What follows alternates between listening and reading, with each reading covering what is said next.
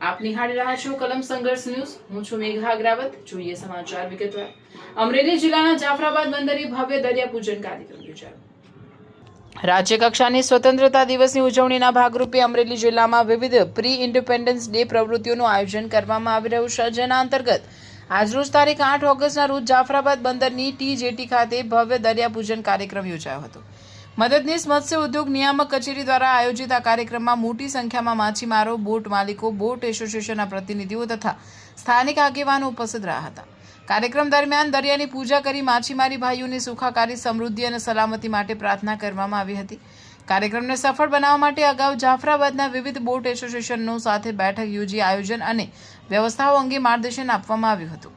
તમામ બોટ એસોસિએશનો તથા માછીમાર સમાજ દ્વારા કાર્યક્રમને ભવ્ય અને સફળ બનાવવા માટે ઉત્સાહપૂર્વક સહયોગ આપવામાં આવ્યો હતો। રિપોર્ટર કાળુશા કનોજિયા, જાફરાબાદ, અમરેલી।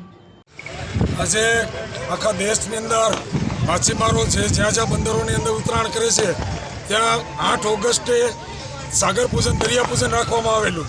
4 વાગે આખા દેશની અંદર એક જ સમયે આ દરિયા પૂજન થશે અને દરિયાદેવને પ્રાર્થના કરવાની છે કે આખું આવતું વર્ષ આપણા માટે શારીરિક, માનસિક, આર્થિક અને સામાજિક રીતે સારું જાય એવી તમામ આગેવાનો બહેનોએ પ્રાર્થના કરી અને દરિયાદેવને વિનંતી કરી છે કે અમને તમારા ખોળે રાખી અને અમારી કાળજી રાખજો।